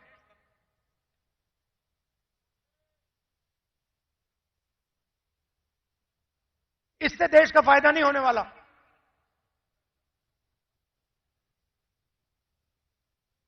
और पूरा का पूरा फायदा, देश का धन चुने हुए लोगों के हाथ में जाता है। मैंने पार्लियामेंट में सवाल पूछा, बीजेपी के लोगों से पूछा,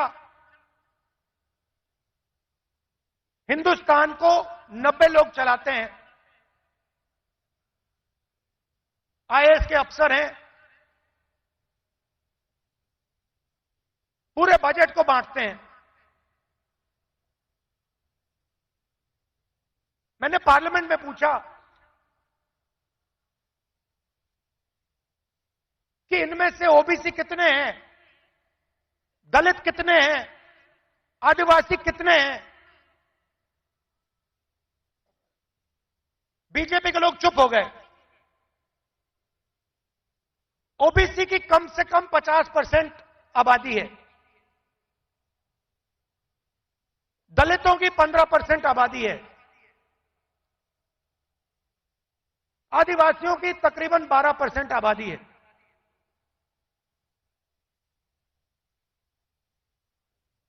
नब्बे अफसर में से 3 ओबीसी हैं।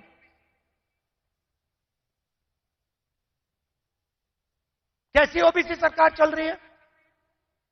उनको कोने में बैठा देते हैं, छोटे छोटे डिपार्टमेंट पकड़ा देते हैं,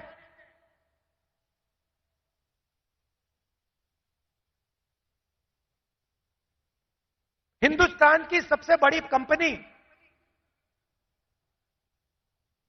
100-200 सबसे बड़ी कंपनी की लिस्ट निकालो, मुझे दिखा दो इनमें कौन सा ओबीसी है, कौन सा दलित है, कौन सा आदिवासी है। स्टेट की ब्यूरोक्रेसी में दिखा दो।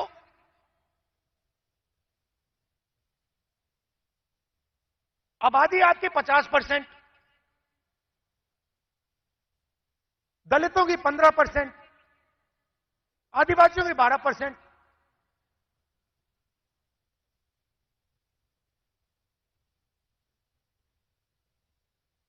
और भागीदारी आपकी कहीं भी नहीं।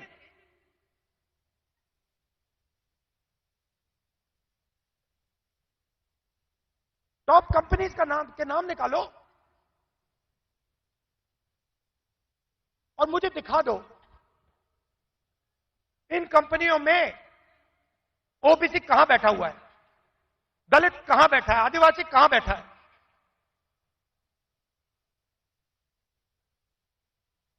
और ये सिर्फ मैं आईएएस की बात नहीं कर रहा हूं, हर फील्ड में यह हालत है।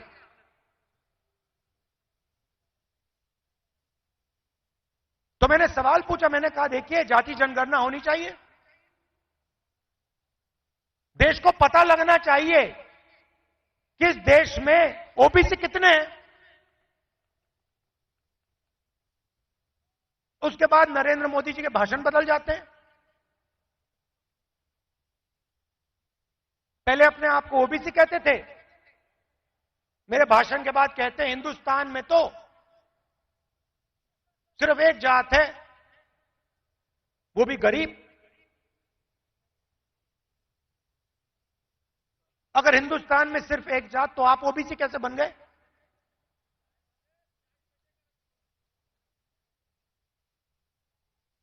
तो हमने निर्णय ले रखा है, जैसे ही हमारी सरकार आएगी, दिल्ली में आएगी, हम जाति जनगणना आपके लिए करके दिखा देंगे।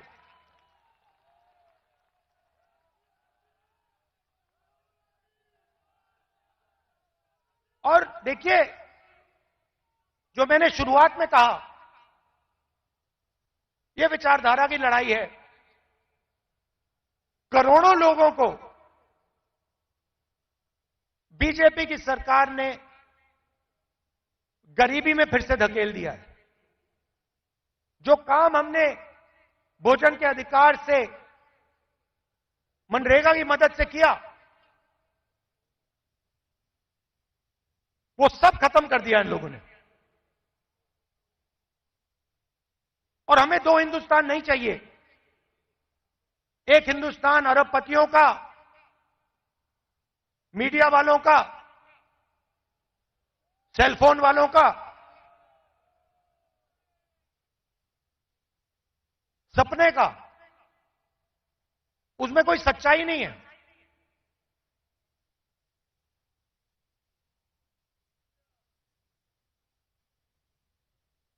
हिंदुस्तान के युवा सोशल मीडिया से जी नहीं सकते, कमा नहीं सकते। हिंदुस्तान के युवाओं को रोजगार की जरूरत है। यह काम नरेंद्र मोदी जी और एनडीए की सरकार नहीं कर सकती। यह काम सिर्फ इंडिया अलायंस कर सकता है, क्योंकि इस काम को करने के लिए हिंदुस्तान की जनता की आवाज को सुनना होगा, नफरत मिटानी होगी और इस देश को एक कर जोड़कर आगे जाना पड़ेगा। कन्याकुमारी से कश्मीर हम चले,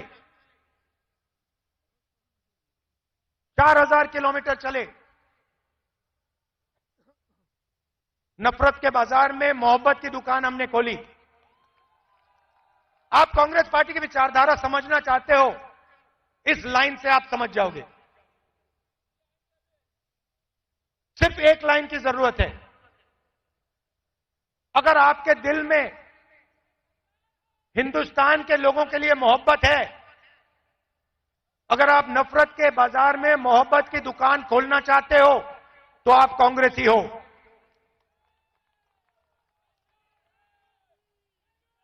मैं कांग्रेस पार्टी के कार्यकर्ताओं से आखिरी बात बोलना चाहता हूं। देखिए, ये जो पार्टी है, और महाराष्ट्र के कार्यकर्ताओं से खासतौर से बोलना चाहता हूं, क्योंकि आप स्पेशल हो। मैं महाराष्ट्र में चला, मैं जब भारत जोड़ो यात्रा में चल रहा था, जैसे ही मैं महाराष्ट्र के अंदर आया, मैंने सोचा कि देखो, ये कांग्रेस की जमीन है, ये कांग्रेसियों की जमीन है। इस जमीन में लोगों को कांग्रेस की विचारधारा बिना समझाए समझ आ जाती है। और अगर हमारी लड़ाई शुरू हुई तो महाराष्ट्र से हुई थी, इसलिए हम यहां नागपुर में आए हैं आपसे बात करने। तो आप बब्बर शेर हो, आपको किसी से नहीं डरना। आप नहीं डरते हो, आप बब्बर शेर हो, और आपकी विचारधारा की लड़ाई है,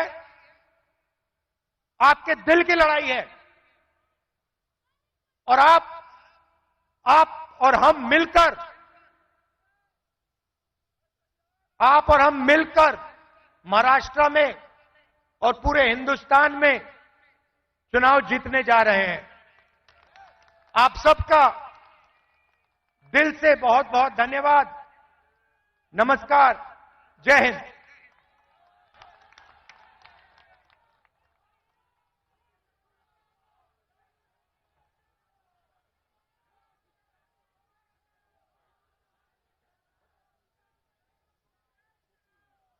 अरे तिकडला माईक चालू करा.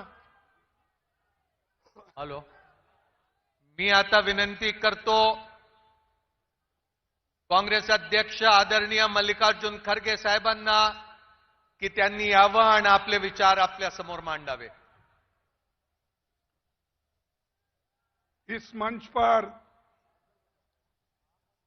बैठे हुए कांग्रेस के नेता, हमारे चाहते श्री राहुल गांधी जी, ट्रेजरर अजय माकन जी, केसी वेणुगोपाल जी, सुखविंदर सिंह जी सुक्कू, रेवंत रेड्डी जी, रमेश चेनिताला जी, नाना पटोले जी, बाला साहेब थोरात जी, विजय वड़वट्टीवार जी और बंटी पाटिल जी और सारे इस मंच पर बैठे हुए सभी हमारे वर्किंग कमेटी के मेंबर्स, कांग्रेस के नेता और यहां पधारे हुए मेरे भाई और बहन और मीडिया के मेरे दोस्तों, अब मैं ज्यादा बोलने नहीं जाता क्योंकि जो कहना था वो राहुल गांधी जी ने पूरी बात आपके सामने रखी और मैं यहां जो आया हूं कि 139वें स्थापना दिवस पर कांग्रेस के अध्यक्ष के नाते कांग्रेस का झंडा फहराने के लिए आया हूं। ये नागपुर इतना पवित्र स्थल है जहां गांधी जी, डॉक्टर बाबा साहब अंबेडकर, ये सभी लोग यहां पर देश के लिए काम किए, समाज के लिए काम किए और सामाजिक न्याय के लिए वो लड़े हैं। ऐसे एक पवित्र स्थान पर हम आए हैं और हमको ये लगता है कि अगर कोई देश के लोग प्रेरणा ले सकते हैं, वो सिर्फ नागपुर से ले सकते हैं। नागपुर एक क्रांतिकारों की भूमि है। इसी भूमि पर बाबा साहब अंबेडकर ने लाखों लोगों को अपने विचारधारा में लाया और उनको सभी को एक सामाजिक न्याय दिलाया। महात्मा गांधी जी भी वर्धा और यहां पर कम से कम 2600 दिन यहां पर उन्होंने गुजारा है। करीब 7 साल उन्होंने मेहनत की। देश को आजादी दिलाने के लिए उनका काम यहां बहुत बड़ा है। देश के कोने कोने से लोग यहां आकर उनका सलाह लेते थे और देश को आजादी दिलाने के लिए क्या करना, इस विचारधारा का यहां पर बात होती थी। लेकिन भाइयों, यहां दो है, एक प्रोग्रेसिव यानी प्रगति पर विचारधारा डॉक्टर अंबेडकर की है और दूसरे तरफ हमारे पीछे आरएसएस का बंगला है, क्योंकि आरएसएस भी जो पैदा हुई यहीं से हुई और आज यही आरएसएस देश को बर्बाद कर रही है। मोदी आरएसएस का झंडा लेके आगे जा रहे हैं और उसके पीछे आरएसएस है। इसीलिए आप सोचना चाहिए, आपकी बड़ी जवाबदारी है। जब तक आप नहीं उठेंगे तब तक ये जो समानता का एक झंडा है ये आप नहीं फहरा सकते हैं। तो भाइयों, मैं यहां से इतना सबको विनंती करूंगा कि पिछले 10 साल में देश में भाजपा और राष्ट्रीय स्वयंसेवक ये देश को तंग कर रहे हैं और ये जो संघ की सरकार है, अगर इसको नहीं रोक सके तो देश बर्बादी की ओर जाएगा और लोकतंत्र खत्म हो जाएगी। देश का संविधान जो बाबा साहब अम्बेडकर और पंडित जवाहरलाल नेहरू जी ने मिलकर बनाया वो भी खत्म हो जाएगा। जिस देश में वोटिंग का अधिकार नहीं था, वो वोटिंग का अधिकार संविधान आने के बाद ही हुआ। महिलाओं को, पुरुषों को, युवाओं को और आज जो 18 साल के युवा भी जो वोटिंग कर रहे हैं वो राजीव गांधी की देन है।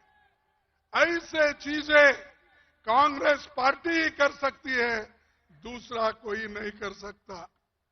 बाकी के लोग सिर्फ अपना संपत्ति कैसा बढ़ा लेना, संपत्ति को कैसा बचाना और संपत्ति को और 10 गुना करना, ये उनका काम है। लोग ये कहते हैं और बार बार मोदी जी और उनके लोग देश की प्रगति हो गई, हम आने के बाद देश आगे बढ़ रहा है। अरे भाई, क्या आजादी 2014 में ही मिली है? क्या मोदी आने के बाद आपको आजादी मिली है? मोदी आने के बाद ही आपके स्कूल खुल गए हैं। मोदी आने के बाद भी रेल चल रहा है। मोदी आने के बाद भी मेडिकल कॉलेज चल रहे हैं। अरे मोदी, ये तो सब मिलने के बाद वो आज उस गति पे बैठे हैं। मेरे को लिख के भेजे हैं, थोड़ा मैं मराठी में बोलूं। अरे भाई, मी मराठीत बोलतोय, नाही म्हणून नाही, पण माझी विचारधारा जे आहे ते जवाहरलाल नेहरूच्या विचारधारेवर आणि बाबासाहेब आंबेडकरच्या विचारधारेवर, महात्मा फुलेच्या विचारधारावर आम्ही चालतो। पण मोदीजी कुणाच्या विचारधारेवर चालतात? ते आरएसएसच्या विचारधारेवर, समानतेच्या विरुद्ध आहेत आणि ते आज ना उद्या पुन्हा दलितांना खाली दाबतील। कारण स्कॉलरशिप बंद आहेत, बोर्डिंग्स बंद आहेत, शाळाला ते ग्रँट द्यावं ते देत नाहीत। लोकांचे, मुलांचे, युवाचे सगळे आज स्कॉलरशिप बंद झालेले आहेत। आणि आणखीन एक तुम्हाला सांगायचं आहे, शिक्षण हे महत्वाचं आहे।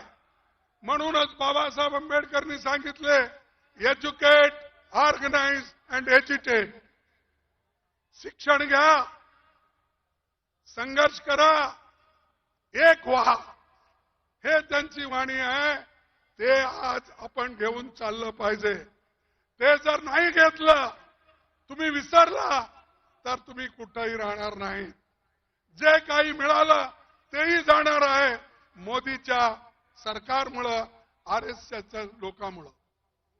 बंधूंनो, आज काय? आज लोकतंत्र खतरे में है। आज इतने इन्फ्लेशन, एवढा प्राइस राईज आहे, किंमत एवढे वाढलेत अवश्य वस्तूचे, ते सगळे आकाशला म्हणजे आकाशपर्यंत पोहोचलेले आहेत। त्याच्याबद्दल मोदी काही बोलत नाही। त्याच्यानंतर रोजगार, अनएम्प्लॉयमेंट इतका आहे, देशात 30 लाख नोकऱ्या खाली आहेत। पण 30 लाख नोकऱ्या खाली असताना सुद्धा मोदी ते भरत नाही। कारण की ते नोकरी भरला तर ते रिझर्वेशन त्याच्यात होईल। बॅकवर्ड क्लासला मिळतील, शेड्यूल कास्ट लोकांना मिळतील आणि मागास वर्गाला मिळतील आणि हे जे एसटी लोकांना मिळेल. म्हणून ते 30 लाख वेकेन्सी जे सरकारमध्ये खाली आहेत ते भरत नाही. आणि 8-10 हजार कुठं रिक्रुटमेंट केलं तर त्याचे जे हे आहेत नोकरीचे पट्टे तेच वाढतात. अरे आमच्या काळात डेप्टी सेक्रेटरी, अंडर सेक्रेटरी, कोणीतरी सेक्शन ऑफिसर पोस्ट ऑफिसने पाठवत होता नोकरीचे हे पत्र. आता मोदी साहेब स्वतः स्टेजवर येऊन ते फर्स्ट डिव्हिजन, सेकंड डिव्हिजनचे डॉक्युमेंट ते देतात. तुम्ही विचार करा, एक मनुष्य इतका खाली जातोय म्हणजे ते देशाला फार वाईट आहे. ते मी आता म्हणणं योग्य नाही, कारण दुसरा काही शब्द बोललो की आमचं एवढं केलेलं सगळं मातीत जात आहे. म्हणून मी त्याला आता छेडत नाही. दुसरा केव्हा तरी वेळ आली तर मी बोलतो. आज गरीब आणि श्रीमंतामध्ये फार आज हे झालेलं आहे. गरीब अतिगरीब होत आहे, श्रीमंत अतिश्रीमंत होत आहे. अरे या देशात आम्ही जेव्हा सरकार सोडली त्यावेळेला केवळ 5 लाख करोड रुपये आम्ही कर्ज सोडून गेलो होतो. पण आज मोदींनी देशावर 200 लाख कोटी रुपये कर्ज आज त्यांनी केलेलं आहे. 2 लाख करोड्स म्हणजे 200 लाख कोटी रुपये आमच्यावर कर्ज त्यांनी ठेवलं आहे. आणि म्हणतोय सब ठीक है, सब खुशहाल है, हमने बहुत लोगों को आगे बढ़ाया. क्या आगे बढ़ाया? 200 लाख तो आपने कर्जा रखा और जो सहुलतें मिल रही थी वो सब एक एक होकर आप काट रहे हो. और जो इरिगेशन प्रोजेक्ट अपने थे वो भी काट रहे हो. म्हणजे प्रत्येक गोष्टीत ते लोक आज बजेट कमी करायचं आणि शेवटली सांगायचं की मी हे केलो ते केलो. अरे बाप, तुम्ही मणिपूरमध्ये ते लोक मरू लागलेत, तिथं अनेक स्त्रियांचं रेप होऊ लागलंय आणि लहान मुलं मरू लागलेत. तिथं मोदी जात नाहीत. कुठं जातोय? इनॉग्रेट करण्यासाठी अहमदाबादला डायमंड हाऊसला जातोय. मोदी कुठे जातात की त्यांना जे पाहिजे पार्लमेंट सोडून त्यांनी लखनौमध्ये राहतात. अरे एकीकडे पार्लमेंट आहे चाललेलं आहे, दुसरीकडे प्राईम मिनिस्टर, होम मिनिस्टर हे बाहेर फिरतात. हे काय कुठंतरी असं होतंय? पार्लमेंट कशासाठी बोलावतात? आम्ही एमपी कशासाठी जातो? की लोकांचे मुद्दे तिथं ठेवण्यासाठी. लोक आता काय अनएम्प्लॉयमेंट आहे, बेरोजगारी जे आहे, तसंच जे इन्फ्लेशन आहे, हे सगळ्या गोष्टी आणि आपल्या किसानांचं, फार्मर्सचं हे प्रश्न तिथं ठेवण्यासाठी आम्ही जातो. पण तिथं प्रधानमंत्री पायच ठेवला नाही, राज्यसभेत तरी पाय ठेवला नाही, मला वाटतंय लोकसभेमध्ये सुद्धा पाय ते ठेवलेच नाही. म्हणजे एवढी घृणा लोकसभेबद्दल, राज्यसभेबद्दल आहे. आणि त्यांनी आम्हाला डेमोक्रेसी शिकवतोय. अरे डेमोक्रेसी प्रकार तुम्ही आत येत नाही आणि जे लोक पार्लमेंटमध्ये येऊन जे गॅस सोडले, वरून उडून आले, ते कसं आले, कोण आणलं? आज मी सांगतो तुम्हाला, एक बीजेपीचा एमपी त्यांना साईन करून दिला होता आणि त्याच्यामुळं ते सगळं झालं. पण ते एक एमपीला रक्षण करण्यासाठी, त्या एक एमपीला वाचवण्यासाठी 146 एमपीजना बाहेर घातले. आपल्या लोकांना बाहेर गावून सगळे कानून सगळे पास करून घेतले. हे क्या लोकतंत्र आहे? हे प्रजातंत्र आहे? नाही. नाही तर तुम्हाला त्यांना लेसन शिकवावं लागतंय, धडे शिकवावं लागतंय. तुम्ही जर त्यांना धडा नाही शिकवला पुन्हा हेच करणार तो. हे आता जसं आपले राहुल गांधीजी सांगितले, इंडिया अलायन्स हे एक होऊन बीजेपीच्या विरुद्ध आम्ही फाईट करणार आहोत. आणि इंडिया अलायन्स एक झालं तर बीजेपी कुठंही तुम्हाला दिसणार नाही, अशी शक्ती या इंडिया अलायन्स मध्ये आहे. पण त्याला कसं खतम करावं, आमच्यामध्ये कसं डिवाइड करायचं ते त्यांनी सुरू केलंय. आतापासून काय काय करता मंत्र मला माहित नाही, कारण हैदराबादमध्ये एक स्पीच मी त्यांचा ऐकला. जर रेवंत रेड्डीने काहीतरी एक भाषण केला, त्यावेळेला त्यानं सांगितलं, राजस्थानमध्ये त्यांनी सांगितलं, जर तिथला गहलोत हा जादूगार आहे तर मी चमत्कार करणारा माणूस, असं त्यांनी सांगितलं. म्हणजे त्यांनी सगळ्यांना कोणत्याही रीतीनं दाबून ठेवण्याचं काम करतोय, खोटं बोलतोय. आणि त्याच्यासारखं खोटं बोलणारा माणूस कुठेही तुम्हाला मिळणार नाही. काय केलं त्यांनी सांगितलं, तुम्हाला 2-2 कोटी नोकरी प्रतिवर्ष देतो म्हणला की नाही? मग मिळाले. कसं मिळत नाही हो? का तो प्रधानमंत्री आहे, खोटं बोलतोय? 15 लाख रुपये तुम्हाला देतो म्हणला, दिला नाही? दिला. मग का प्रधानमंत्री खोटं बोलतोय का आम्ही सांगणारे खोटं बोलतोय? आणि हेच पार्लमेंटमध्ये असं सांगतोय. आता पुन्हा एक नवीन चमत्कार करू लागलाय. आता सगळं सोडून, काम सोडून, लोकांचे कठीणाई सोडून, आमच्या किसानचे मुद्दे सोडून, अनएम्प्लॉयमेंटचे मुद्दे सोडून आता सगळं देवाकडे लागलाय. देवाकडे लागून ह्या इलेक्शन मध्ये ते सगळं एक एक करून भजन करत तुमच्याकडे येईल. तर बंधूंनो, तुम्ही त्या कशालाही बघू नका. देशासाठी, देश वाचवण्यासाठी तुम्हाला इंडियाला महत्व द्यायचं आहे.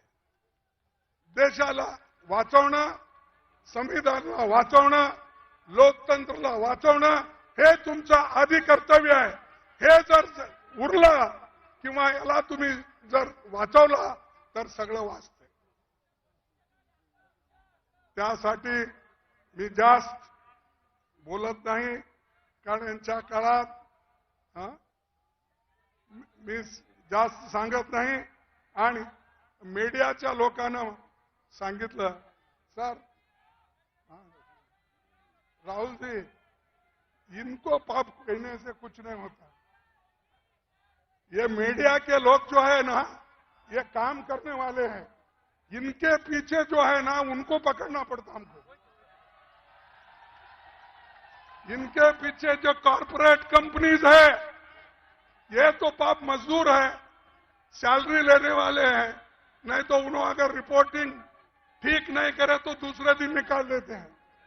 तो वो डर के वो मालिक जो बोलता वही लिखते हैं. तो इसीलिए हमको यही कहना है कि यहां करके कॉरपोरेट कंपनियां, अमीर लोग जो कांग्रेस को खत्म करने के लिए मोदी को सपोर्ट कर रहे हैं, मोदी को फंड दे रहे हैं, उसके तरफ हमको देखना है. तो इससे मैं ज्यादा सवाल नहीं उठाता हूं. हम जो तेलंगाना में जीते, जरा हमारा हौसला बढ़ा. कर्नाटक जीते, ये सब हमने जीते. लेकिन एक दो तीन स्टेट में हमको थोड़ा धक्का लगा है, और वो धक्का लगने से आप मायूस होने की जरूरत नहीं। हिम्मत रखो, हम लड़ेंगे, किसको डरेंगे नहीं, डरने का सवाल नहीं। अरे ऐसे ब्रिटिशरों को हमने भगाया है, क्या मोदी को डरेंगे? क्या बीजेपी को डरेंगे? क्या आरएसएस को डरेंगे? अरे वो लोग तो डर के ब्रिटिश के गवर्नमेंट में काम करते थे, वो लोग डर के उनके साथ दोस्ती की है, ये डर के माफी नामा मांग लिए। तो ये लोग डरपुक है, ऐसे लोगों के खिलाफ लड़ना, आप तो बहादुर लोग हैं। और जैसा कि अभी राहुल गांधी जी ने कहा, आप तो शेर है, बब्बर है, लेकिन शेर कभी घास खाता है नहीं, तो शेर है आप। तो इसलिए भाइयों, मैं ज्यादा चीजें आपके सामने नहीं रखना चाहता। जो चीजें पार्लियामेंट में भी घटे, और आज हमको ब्लेम करते हैं, मोदी ये ब्लेम करते हैं कि कांग्रेस वाले, अपोजिशन वाले पार्लियामेंट में नहीं आ रहे। अरे पार्लियामेंट के बाहर निकालने वाले ही आप हो, हमको बात करने के लिए नहीं देते। हमने सिर्फ इतना ही पूछा, जो दो चार लोग अंदर आ गए, वो कैसा आए, क्यों आए, उसके पीछे कौन है। अगर उसके जगह आज बीजेपी के एमपी के बजाय कांग्रेस का एमपी अगर कोई होता, तो हमको कलंकित करते थे, बदनाम करते थे। लेकिन ये लोग एक एमपी को बचाने के लिए 140, 147 लोगों को इन्होंने बाहर डाला। ठीक है, हम लड़ेंगे और लड़ते रहेंगे। उसके बाद में जितने काले कानून जो हमारे लोगों के खिलाफ है, वो क्रिमिनल लॉ हो या दूसरा, वो ब्रिटिशर का नाम बोल के ये कर रहे हैं। भाई आपको सपना अभी गिरा क्या? जब वाजपेयी थे 6 साल आपने हुकूमत की, क्यों नहीं उस वक्त ये कहा आपने नहीं किया?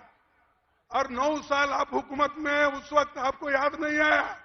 अब इलेक्शन आ रहे, कुछ ना कुछ करना आप करते जा रहे हो, लेकिन लोग इसको स्वीकार नहीं करेंगे। लोग याला स्वीकार करणार नाही। हे नुसतं माणूस खोटं बोलणार आहे, आणि किती दिवस असं खोटं बोलेल?